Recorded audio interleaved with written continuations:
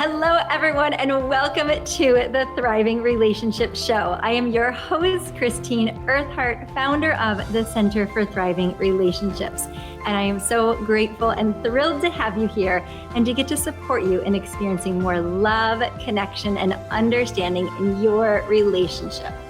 And if you are in a romantic partnership where you are longing to feel more spiritually connected, and or if you are someone who has ever had the experience, whether it's in the workplace, in your family, with friends, or with your partner, where you notice that the topic of spirituality or religion, this thing that is designed to help us become better people and happier, ends up being a source of misunderstandings, of tension, of conflict, and it's caused you pain, and you're wondering, how do we navigate something that can sometimes be so delicate, and yet again, it's really here to support us. If that's you, you are in the perfect place, because today's incredibly special guest is renowned and beloved around the world as one of the most prolific spiritual teachers of our time, whose most recent book is here to help support us with this very thing and so much more. Neale Donald Walsch has written 39 books on contemporary spirituality and its practical application in everyday life, including his famous Conversations with God series. His work has included 7 New York Times bestsellers, one that remained there for over 2.5 years. And his titles are read by millions around the world, having been translated into 37 languages. His latest book is called The God Solution: The Power of Pure Love. In it, Neale suggests that there is a single statement of spiritual truth upon which all the world's religions could agree, and which would birth a shift of spiritual paradigms around the globe of such magnitude that it would produce peace and happiness on our planet at last. Yes to that. Thank you so much. It is such a deep honor and joy to have you here, Neale. Welcome. Well, those are very nice words to say about me, and you're very kind and very generous. Thank you. It's lovely to be here with you. How can I serve the moment? Well, first of all, I just want to acknowledge those of you that are watching this. Neale clearly has such a delightful sense of humor, and someone who has gone to the depths and the expanse. That you also have this lightness is just really bringing me such joy to look at the screen right now, because when he signed on, he decided to put his name in as Santa Claus and his role as leader of the world. So I just want to point that out to those that might be listening and don't get to actually see that. So, well, I'm familiar with your story, and it is just such a moving and inspiring one. So if you could just start sharing with us what kind of got you in on this path of exploring spirituality and personal development, and maybe how it has evolved and what really moved you to create your most recent work. Gosh. Okay, you have 2 or 3 hours. Okay, I'll try to reduce it to 2 or 3 minutes. There you go. That's the story. Oh, I got to click fast forward, slow it down a little bit. Okay, I'll slow it down just a little bit. What actually happened was around 30 years ago or so, 27, 28 years ago, Christine, everything in my life was falling apart. And it all happened in a 10-day period. I had lost my relationship with my significant other, my wife. We were married with children, but it wasn't going as well as either one of us would have liked. And so we agreed it was a friendly departure. It wasn't filled with, anger or negativity, but we decided we probably should live apart. And okay, I was trying to adjust to that. And then just a few days later, I think 4 or 5 days later, I lost my job. I was actually downsized. I didn't lose my job because I wasn't performing well. In fact, my supervisor said that he really loved the work I was doing, but the company was losing money and they had to cut some overhead, and I was the newest hire, so I was the first one to be released. Last in, first out. So I had no seniority and I lost my job. So now I lost my relationship and my job in the same 5 or 6 day period. I'm driving down the road, going to an interview to try to get to another job. And an older gentleman makes a left turn in front of me and misjudged the distance between our 2 cars. And he hit me. And I was like, oh my God, smashed right into me. It was a total wreck. I mean, my car was totaled, and I suffered a broken neck in the accident. I remember the wording on the x-ray exam to this day because it said that I suffered um, a fracture of my neck, of the seventh cervical vertebrae, a 3/4 inch avulsion fracture of the seventh cervical vertebrae posteriorly. A 3/4 inch break in your neck. We're not talking about a hairline fracture. We're talking about a break in your neck large enough to put a pencil through. When I was in the operating room, before they put me under, the doctor said to me, "You understand that most people who have that kind of a break in their neck die almost instantly because of spinal cord complications. And if they don't die, they're almost always paralyzed. You have suffered neither outcome." The surgeon has said to me, I've never seen this in my years of medical practice. You're a miracle patient. What are you going to do with the rest of your life? Because you've been given an extraordinary gift. Well, I got out of the hospital. I found a little apartment that I was living in, but I had no job. After a couple of months, I couldn't pay the rent for the apartment because I didn't have that much money in savings. And so I wound up, the landlord invited me to leave. He ejected me from the apartment. And so I was living, I had nowhere to go. I was living on the street. I thought, well, I could do this for a couple of weeks, maybe a bad month. I wound up living on the sidewalk for a year.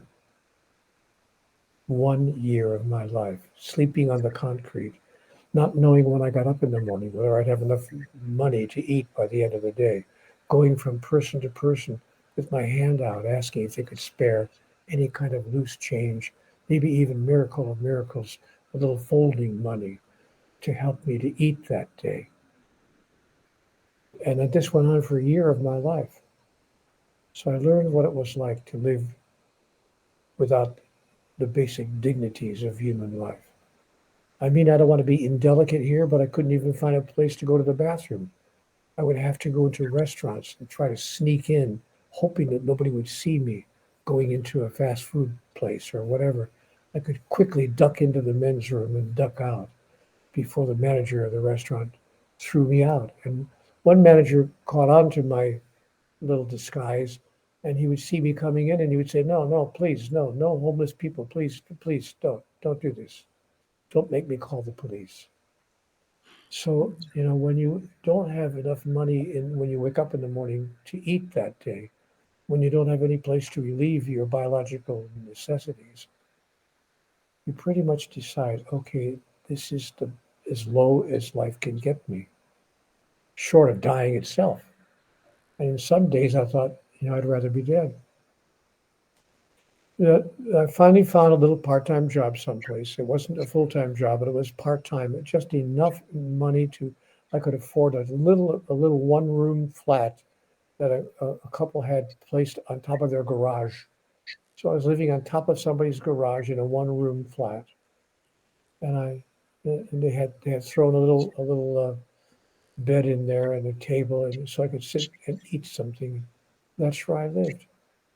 And then I woke up one morning. I'm sorry to make it a long story, but you asked about how it all started. It's an So, extraordinary story. No, you keep going. Thank you so much for sharing. okay, I have 3 more hours to tell you then. The color of the walls, I guess I don't have to get into that much detail. But anyway, here I am, sitting in this one-room flat. And one morning, after being there a week or two, I woke up at 4:20 in the morning, and wide awake, thinking, what have I done? I don't understand what I've done to deserve a life of such continuing life-changing struggles. What does it take to make life work? So I went out, to the couch, which was across the room. They had a little two-seater couch there, and I sat on the couch, and I found a yellow legal pad that I had brought home with me one day, and I started writing a very angry letter to God. She said, "What else am I going to do? It's 4:30 in the morning." So I wrote a very angry letter. Dear God, what does it take to make life work? Somebody tell me the rules. I'll play. Just tell me the rules. What have I done to make it so tough on myself? If you've got answers, I'd sure as hell like to know what they are. And I heard a voice in my head say to me, wouldn't you rather be sure as heaven? I said, and thinking to myself, what is that supposed to mean? And then I began receiving, I want to say, messages. I get a voice in my mind, like this, really like the sound of your own thoughts, except they weren't thoughts that I ever had before. They were thoughts that were coming seemingly out of thin air, but I was writing them down just, to keep track of them because they were so interesting what I was being told, what I was hearing.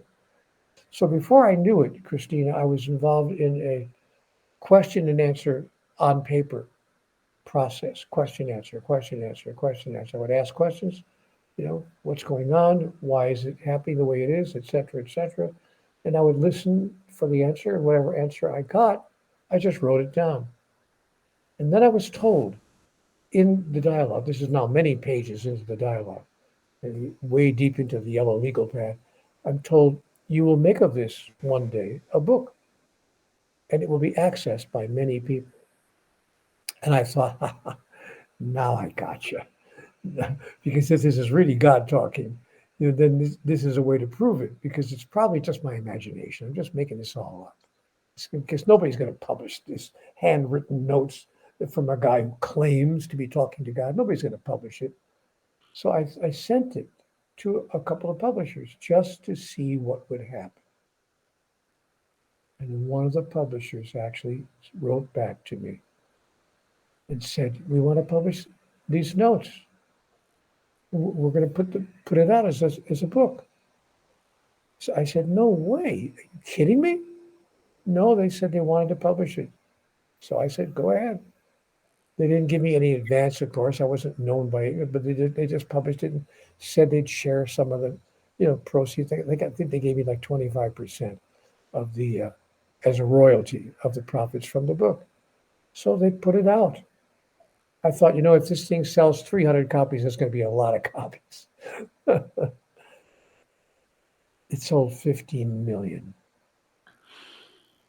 in 37 languages, translated around the world. I'm not bragging, I'm just saying.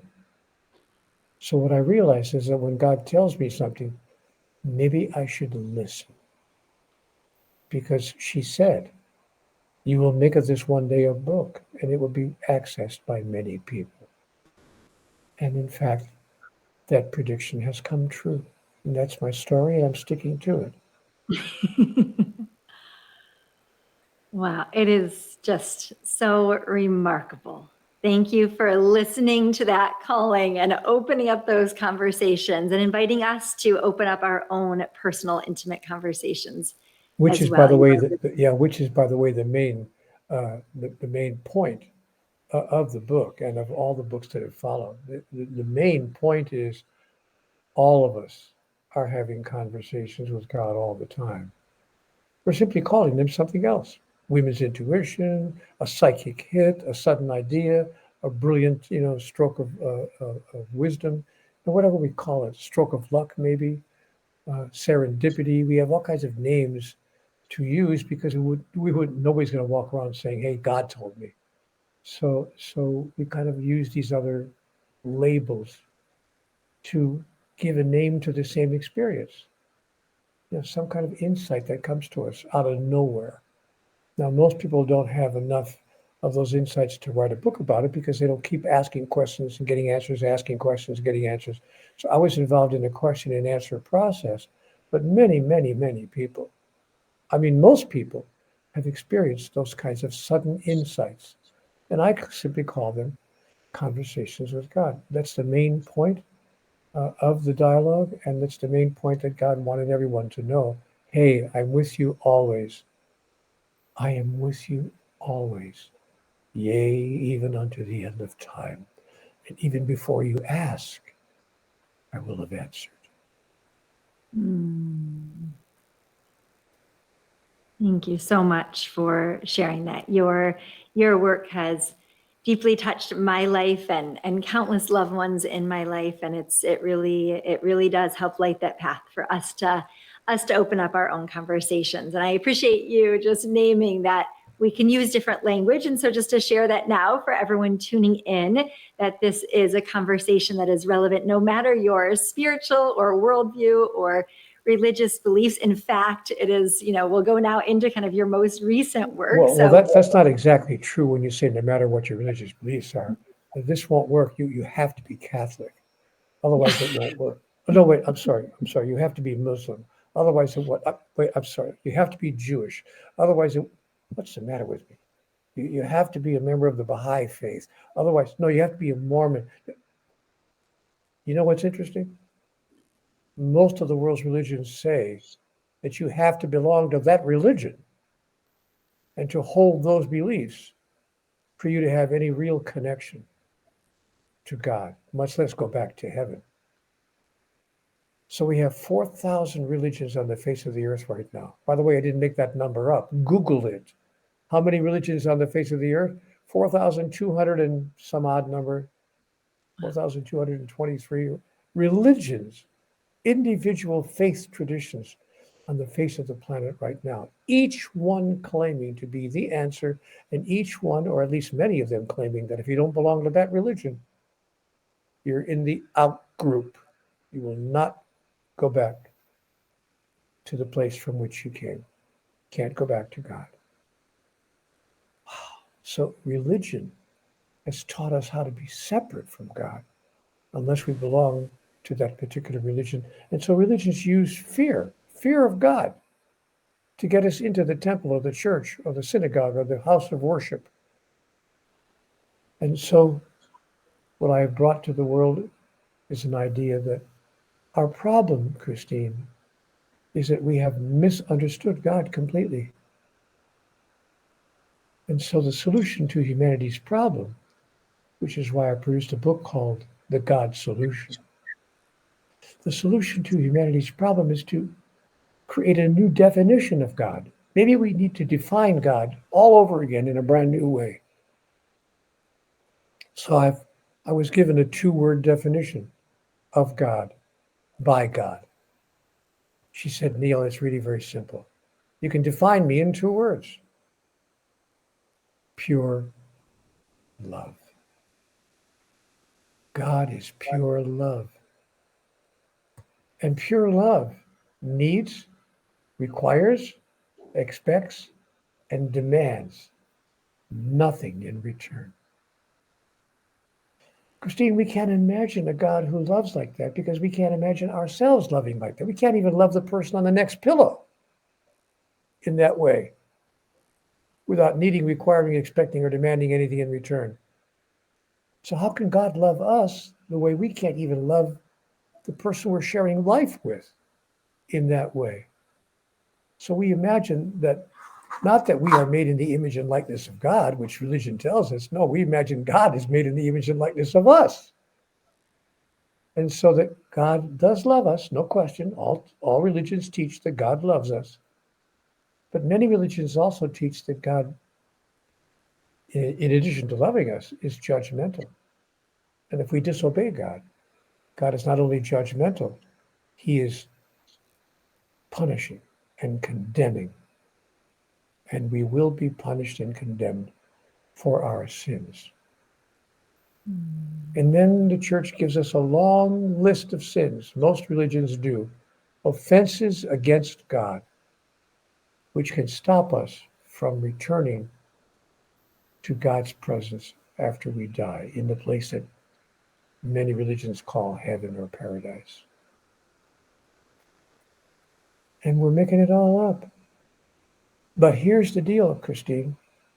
Because we have imagined that God is judgmental, condemning, and punishing, we give ourselves the authority to also be judgmental, condemning, and punishing. Because if it's good enough for God, it's good enough for us, especially since many religions teach us to imitate divinity, to act divine, to imitate God's actions, to be godlike, if you please. So if we're going to be godlike, then we get to be judgmental, condemning, and punishing with each other. Which means that if you don't do what I want you to do right here on earth, I get to judge, condemn, and punish you. I just so appreciate, given relationships are one of my main life focuses, is how you really draw that connection between how we perceive God, or the God of our understanding, kind of perceives us as humans, and how that is translated into how we show up for others. And so I really appreciate that, because so much of what you're saying about how maybe our perception of God as being shaming or blaming or wrong making, those are the things in relationships, of course, our romantic relationships and otherwise, that create so much pain and disconnect or misunderstanding. So I love that. So let's talk more about pure love. And I wonder if you could, just generally, and also what would that look like when we apply that in our relationships? Well, it would look like we wouldn't expect, need, require, or demand anything from the person that we say we love. Let me explain that. And by the way, I'm not talking to you as a model of perfection. I lived my whole life living the other way. I lived the first 50 years of my life, actually almost the first 60 years of my life, living the other way according to the old model. If I married you and I brought to you what aspect of life you felt you desired and wanted and needed, I would expect you to give me what I desire and want and need. It's kind of like a trade relationship, like nations have trade relationships between countries. So I had trade relationships between me and my spouse. I'll give you this, you give me that. I'll give you this, you give me that. That's not love. That's a trade relationship. And I, by the way, I found the perfect Valentine's Day card. My darling, it's Valentine's Day, and I wanted you to know that I trade you very much. I'll never stop trading you. I will trade you until the end of time. But if you stop trading me, if you don't give me, you don't hold up your end of the bargain, I'm out of here. So when we love the other person for what they can bring to us, the needs that we imagine in ourselves that need to be fulfilled, when we love the other person for the gifts they can bring to us, then we're not loving the other person. We're simply loving ourselves through the other person. We're simply using the other person as a means by which we can love ourselves. But that's not how God loves us. Because God needs nothing. God is everything God could possibly need. So she loves us freely, openly. He demands nothing. He requires nothing. He simply loves us for the sheer joy of loving. How can that work in human relationships? When you love the person on the other pillow for the sheer joy of loving, of feeling that energy flow through you to the other person, of seeing that other person brighten and come alive and expand their experience of themselves because you have given them your love without condition, unconditional love. When you have that experience, you know you have loved purely. That is pure love. I love you no matter what. I wish someone had told me this 30 or 40 or 50 years ago. But it's like my father said to me when I was a younger man and I saw him in some of the last years of his life. He used to look at me and say, "Son, so old so soon, so smart so late." So I promised that I wouldn't let anyone else come up behind me to have to wait until their 55th or 60th year on the planet to understand basic truths of life, to understand who and what God is, and who and what, by the way, we are, because we are actually individuations of divinity. The soul of humanity, every soul in the universe, actually, all souls of all sentient beings are simply singularizations of the singularity. We are each an individuation of divinity, and we've come into the physical realm in order to experience that. That's why we're here. Because when we were in the spiritual realm, that kind of experience wasn't available to us for a very good reason, because all there was pure love. But if you want to experience what you are, you have to find yourself in a place where what you are is not. An example that I try to use with people is, if you imagine that, let's just use a metaphor. Let's just say, I am the light. It's a metaphor. If you imagine you're the light, but if there's nothing around you but light, then you're a candle in the sun. You're there, all right. And the sun wouldn't be the sun without you. Nay, it would be the sun without one of its candles, and that would not be the sun at all.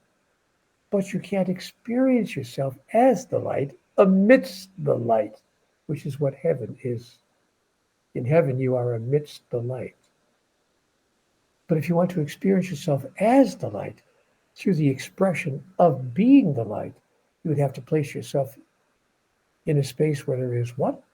Oh, I see. Darkness. So you will place yourself in the physical realm. Who you really are is a soul. This is not who I am. This is not who I am. I'm not my body. I'm not my mind. This is something that I have, but it's not who I am. Who I am is a spiritual entity that has a body and a mind that I use as tools with which to demonstrate, express, and experience my true nature as an individuation of divinity. But the only way that I can experience my true nature is to be in the space where there is that which I am not. I can't call myself tall unless I know what short is. I can't call myself fast unless I know what slow is. I can't call myself divine unless I know what lack of divinity looks like. So I have placed myself in this particular contextual field to allow me to demonstrate what I choose to express and experience of who I really am, and not to judge what I am not, but to actually love it. Or as somebody much wiser than I will ever be said, love, love, love your enemies, and pray for those who persecute you, and do good to those who do you evil. And when a man slaps you on the right cheek, turn and offer him your left. And when a man steals your coat, give him your shirt as well. And when a man demands that you walk 1 mile with him, go with him twain.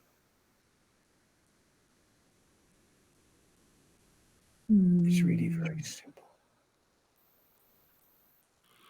Oh, it's so beautiful. Yeah, what you're saying about that. I know I heard you in an interview, your book, and we used the expression of like loving something like to its death. So in these moments when we're faced with challenges in ourselves or in the world, like in befriending it, just bringing so much love to whatever that is, that it is diminished in the presence of love. So I'm wondering, because that comes up a lot, of course, in relationships, and how we file those challenges away and how we perceive one another in that. And how would you speak to how we bring this spirit of pure love in those moments of challenge and maybe conflict and disconnect? We all know how to do it. We've all done it in our life. We're simply not doing it with the regularity and the consistency that we are invited to do it with. For instance, just to use a simple example, you ever held a baby in your arms? I often say to my audiences when I'm giving a live presentation, how many of you have ever held a small baby 6-month-old baby in your arms. And most of the hands in the audience go up, maybe their own children or a grandchild or whatever it might be, or the child of a friend. But most of them have had at least one experience of holding a baby in your arms. So now, when you're holding a baby in your arms, and let's say that the baby has a unfortunate biological accident, what do we say?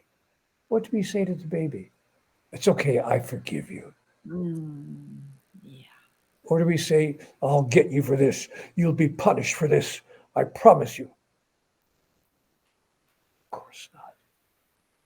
We neither punish nor do we even forgive because we understand that even forgiveness is not necessary, which is why God will never forgive us for anything because we are the infants of the universe and we're still acting like children. But God understands how a developing species could do the kinds of things we do to each other. But God understands how a civilization that is really so young that we still don't understand the basic fundamentals of a life well lived, a life well loved. And so God doesn't even have to forgive us any more than we would forgive a 6-month-old baby for doing something we wish that she hadn't done. Understanding replaces forgiveness in the mind of the master. Place that on your bathroom mirror.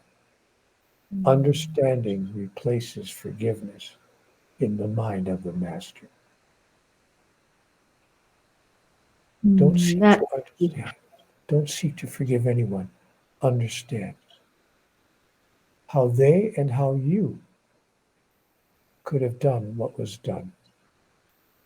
There was a time in my life, Christina, I couldn't even forgive myself for what I did in my 20s and 30s. Some of the things I had. I had an affair on my wife, for God's sake, when I was 25 years old. What the hell is that about?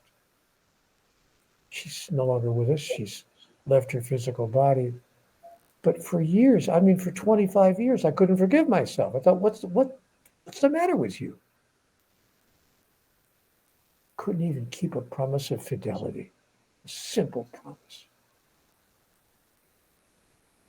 But understanding replaces forgiveness in the mind of the master.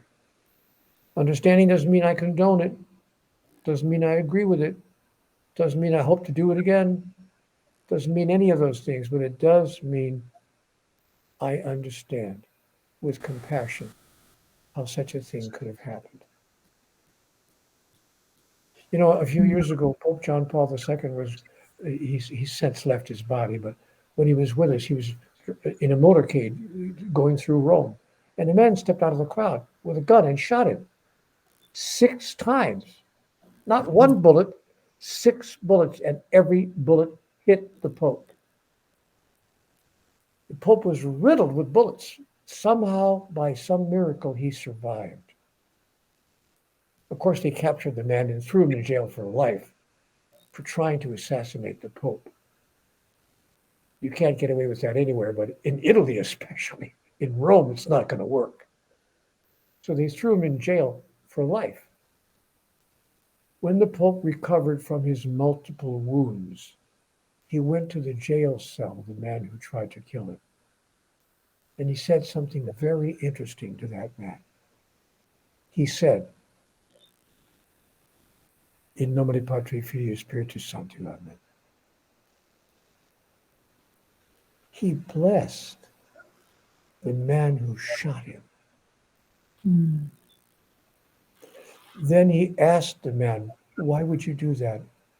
I won't condone it. I can't agree with it, but I would love to understand why you would do that. And the man explained why he felt that he needed to do something to end what he felt was the mistreatment of his people by the Catholic Church. And the Pope said, again, I don't agree. I don't condone what you did, but I can understand how it came to pass that you did that. And I'm sorry that you feel that way, and I will do whatever I can in my power to stop that behavior on the part of my church with regard to your religion and your church. Because, of course, the Catholic Church teaches that no other religion can get you to heaven. Either you're a Catholic or you can't go to heaven. You're condemned to everlasting damnation unless you're a Catholic. They became pen pals, Christine. They sent letters back and forth from the prison to the Vatican for years. Finally, 7 years into his prison sentence, the Pope asked the civil authorities to grant the man a full pardon. The Pope said, look, he's given 7 years of his life in jail. He's paid his debt to society. Set him free. And the civil authorities did, gave the man his freedom. Because understanding replaces forgiveness in the mind of the master. I could, of course, be wrong about all of this, about everything I've said to you in the past hour. But I don't think so. It's an incredible story, and that message for all of us towards understanding, and how that if anybody listening is wanting a starting point for how do we embrace a way of being, that connects us spiritually, ourselves, and also to one another, is seeking understanding. Yeah, before that, we don't even need to think about forgiveness if we can deeply, deeply understand one another. And that image too of the innocence of that small child inside of each one of us, I think is a very heart-opening one to kind of remember, how would we be? Because ultimately it's like our younger selves so often that are, acting up in our relationships in those difficult moments, and approach one another with a bit more grace in that way. And when there's a challenge between yourself and your loved one, if I'm having a difficult morning with my spouse, I mean, when you live with somebody 7 days a week, 24 hours a day, you're going to have moments when it's not quite as harmonious as you would like. It's just a fact of life. But these days, when there's something going on between my wife and I, my beloved, wonderful wife, who I've had the joy of sharing 15 years with, which for me is, by the way, a record. But when something isn't quite as pleasant as I would like it to be, I ask life's magic question. This is the most powerful question. If you want a tool that you can use in life, I ask myself life's magic question. Wait a minute. What does this have to do with the agenda of my soul? And I ask that question in front of any experience that's meaningful or significant to me. When I watch the news on television and I'm feeling sad or terrible about what I'm seeing, I ask myself, wait a minute. What does this have to do with the agenda of my soul? When I don't get the kind of service I think I should get from the wait person at a fancy restaurant, wait a minute, I should be served better than this. I ask myself, what does this have to do with the agenda of my soul? As I'm reaching into the refrigerator for a late night snack, I ask myself the same question. What does this have to do with the agenda of my soul?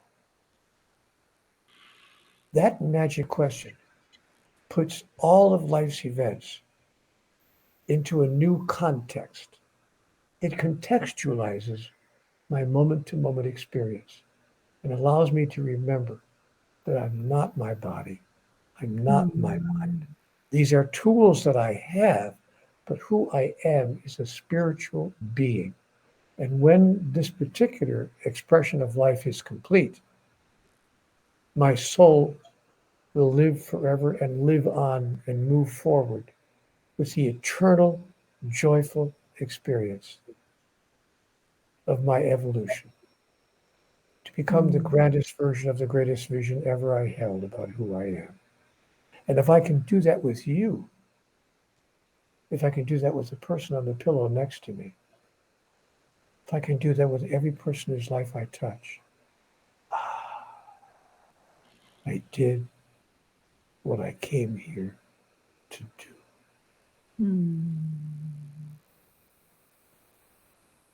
Wow. So that may already answer this question. And I love to ask people, since we're on the Thriving Relationship Show, in your own words, in a few sentences, what would you say kind of the essence of a thriving relationship to you? Needing nothing. I can put it in 2 words. Needing. Relationships thrive when I am needing nothing. I mean, from the relationship. I didn't get into the relationship to fulfill my needs. I got into the relationship to offer me a perfect vehicle through which and with which I could express that I don't need anything. I could express who I really am, the source of love, not the seeker of love. So, 2 words, need nothing, offer everything. Need nothing, offer everything. So yes, our needs, beautiful, and to find other ways that we come to the relationship with what we can give, not simply what we can get. And that works, by the way, best or most visibly and powerfully in moments of physical intimacy with another. When we're experiencing physical intimacy with another person, need nothing, offer everything. Because guess what? All of life is sex. Everything in life is synergistic energy exchange. We're making love all the time. We simply don't know it. Until Yes. we do. And Neale, thank you so much for all of your incredible wisdom. Where can people find out more and follow along on your journey and learn from you and be inspired and enriched by you? Well, I don't know if they're going to be inspired or enriched by me. I wouldn't make that claim. But if they have an interest, they can just go to CWG, which stands for Conversations with God. CWGconnect.com. There I am. Perfect. CWGconnect.com. We'll also put that link below. Any final words that you want to share? When I ask God, what does it take to make life work? Can you just tell me in a simple sentence? She said, of course, sweetheart. It's very simple. You think your life is about you. Your life has nothing to do with you. Your life is about everyone whose life you touch and the way in which you touch it. When you understand that, all the things you thought you needed to stress and struggle for will fall in on you automatically. Someone else put this really far more eloquently. He said, don't go around asking, what are we to eat? What are we to drink? Wherewithal will we clothe ourselves? Seek ye first the kingdom of God, and all these things will be added unto you. Christine, we've been given this wisdom from long before the time of Christ, the time of Buddha, the time of Lao Tzu. Masters have been telling us this for thousands and thousands of years. The question is not whether we're being told and given these wisdoms. The question is, when will we listen? And thanks to programs like yours, the word is now getting out. More and more people are now hearing what they know to be true in their soul. the opportunity to change their own experience, and by extension, to change the experience of the world, lies before us today. So thank you for the opportunity to share these ideas with your audience. What a profound gift to all of us. And that is just an amazing closing wish for everyone, just to do more listening, because that guidance is always here and available to us. And thank you so much for everything that you have given and done, and that you make available for all of us to tap into. I'm so grateful. Thank you all so much for tuning in and for really uplifting and elevating and opening up to bringing this presence of pure love more fully into our own lives with ourselves and with one another, and how we approach the world. Such a gift to be together. Thank you so much, Neale. Blessings to you on your journey and all that is coming through you, and to everyone joining us. Thank you so much. Thank you, my friend. Lovely to be here with you. Bye for now. Bye for now. Much love. Want more support for your relationship, or want to become trained as a certified relationship coach to help other couples? We warmly welcome you to head on over to centerthrive.com. Thank you so much, and I can't wait to see you next time on the Thriving Relationship Show.